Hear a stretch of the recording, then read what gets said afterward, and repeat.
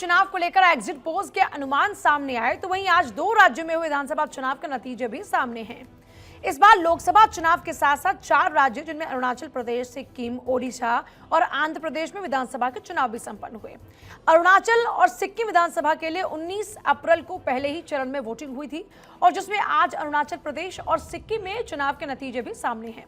तो सबसे पहले बात करते हैं अरुणाचल प्रदेश की, जहां बीजेपी ने रिकॉर्ड जीत दर्ज की है और सरकार को फिर रिपीट किया। अरुणाचल प्रदेश की 60 सीटों वाली विधानसभा में बीजेपी ने अकेले ही 46 सीटों पर जीत दर्ज की, जबकि 10 सीटों पर तो बीजेपी पहले ही निर्विरोध चुनाव जीत चुकी थी। यानी इन सीटों पर विपक्ष अपना प्रत्याशी तक नहीं उतार पाया था और इन सीटों पर नतीजे चुनाव से पहले ही तय हो चुके थे। पिछली बार बीजेपी ने अरुणाचल प्रदेश में कुल 41 सीटों पर जीत दर्ज की थी, यानी इस बार उसे 5 सीटों का सीधा सीधा फायदा हुआ। वहीं अरुणाचल प्रदेश में कांग्रेस की हालत और भी खस्ता। कभी अरुणाचल प्रदेश की सत्ता में रूल करने वाली कांग्रेस इस बार 1 सीट पर ही सिमट कर रह गई। पिछली बार की तुलना में उसे 3 सीटों का नुकसान हुआ है। 2019 में कांग्रेस को यहां पर 4 सीटें मिली थी, जबकि अन्य के खाते में 13 सीटें आई हैं। अरुणाचल प्रदेश में जीत के बाद बीजेपी के खेमे में है जश्न का माहौल। पार्टी के कार्यकर्ता नेताओं ने पारंपरिक तरीके से नृत्य किया, जश्न मनाया, मिठाइयां भी बांटी। अब इस जीत के बाद पेमा खांडू के एक बार फिर अरुणाचल प्रदेश के सीएम बनने का रास्ता साफ हो चुका है। उन्होंने इस जबरदस्त जीत के लिए पार्टी कार्यकर्ताओं के साथ जनता का शुक्रिया अदा किया। उन्होंने क्या कुछ कहा, आइए एक बार वो सुनवाते हैं। आज अरुणाचल प्रदेश के लिए एक ऐतिहासिक दिन है और खास करके भारतीय जनता पार्टी के लिए इस बार का 2024 का जो विधानसभा का जो चुनाव में एक नया रिकॉर्ड बीजेपी ने बनाया है। 2019 इलेक्शन में हम लोग ने 41 सीट्स आउट ऑफ 60 हम लोग ने जीता था, 41। तो इस बार उससे भी बढ़ के एक जैसे वैसे पॉलिटिक्स में तो एंटी इनकम्बेंसी होता है, मगर बीजेपी में क्या है कि प्रो इनकम्बेंसी।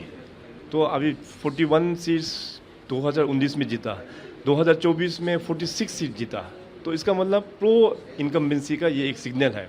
तो मैं अरुणाचल प्रदेश की जो जनता है उसको मैं हृदय से बहुत बहुत धन्यवाद ये आभार करता हूँ। और this is an reflection PM Narendra Modi साहब के आशीर्वाद में जो काम अरुणाचल प्रदेश में हुआ है, उस काम को देखते हुए अरुणाचल प्रदेश का जनता ने दोबारा फिर अपना राज्य में भारतीय जनता पार्टी का सरकार गठन करने में वो लोग ने एब्सोल्यूट मेजॉरिटी का हिसाब से अपना कैंडिडेट को जिताया है। बीजेपी ने मुख्यमंत्री पेमा खांडू के नेतृत्व में चुनाव लड़ा और शानदार तरीके से चुनाव लड़ने के साथ साथ जीत भी हासिल की। पेमा खांडू अपनी सीट से पहले ही निर्विरोध चुनाव जीत चुके थे। कभी कांग्रेसी रहे खांडू ने पहली बार 2016 में मुख्यमंत्री का पद संभाला था, फिर 2019 में अपने नेतृत्व में बीजेपी को शानदार जीत दिलाई और अब तीसरी बार मुख्यमंत्री पद की जो कमान है वो संभालने वाले हैं। 21 अगस्त 1979 को पैदा हुए खांडू को राजनीति मिली विरासत में। उनके पिता दोरजी खांडू भी राज्य के मुख्यमंत्री रह चुके हैं। दोरजी खांडू की अप्रैल 2011 में तवांग में हुए एक हेलीकॉप्टर हादसे में उनकी मौत हो गई थी, उनका निधन हो गया था। पेमा खांडू तवांग जिले के ग्यांखर गांव से वो ताल्लुक रखते हैं और वो मोनपा जनजाति से आते हैं। पेमा खांडू ने दिल्ली विश्वविद्यालय के हिंदू कॉलेज से अपनी ग्रेजुएशन की और वो साल 2000 में कांग्रेस में शामिल हुए। इसके बाद उन्होंने कांग्रेस में जिला स्तर से लेकर राज्य स्तर तक कई पदों पर काम किया। पहली बार 30 जून 2011 को मुक्तो सीट से वो निर्विरोध विधायक बने। इस सीट से पहले उनके पिता दोरजी खांडू विधायक थे। विधायक बनने के बाद वो नबाम तुकी की कांग्रेस सरकार में भी मंत्री रहे।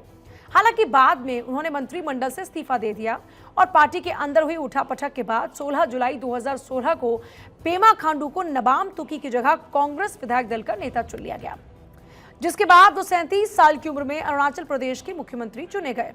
हालांकि 2 महीने के भीतर ही उन्होंने कांग्रेस छोड़ दी। 16 सितंबर 2016 को पेमा खांडू की अगुवाई में कांग्रेस के 43 विधायक कांग्रेस छोड़कर बीजेपी गठबंधन की पीपीपी पार्टी में शामिल हो गए और बीजेपी के साथ सरकार बना ली। ये पहला मौका था जब किसी पार्टी में इतने बड़े स्तर पर टूट हुई हो। बाद में कुछ महीनों के ही अंदर खांडू ने पीपीपी भी छोड़ दी और बीजेपी में शामिल हो गए और अब वो गोंगोंग अपांग के बाद अरुणाचल प्रदेश में भारतीय जनता पार्टी के दूसरे मुख्यमंत्री हैं और तीसरी बार अरुणाचल प्रदेश की कमान संभालेंगे। वहीं पीएम मोदी ने भी अरुणाचल प्रदेश को और प्रदेश बीजेपी को नतीजों के लिए शुभकामनाएं दी और साथ ही अरुणाचल प्रदेश के विकास के लिए और ताकत के साथ काम करने का भरोसा भी दिया है।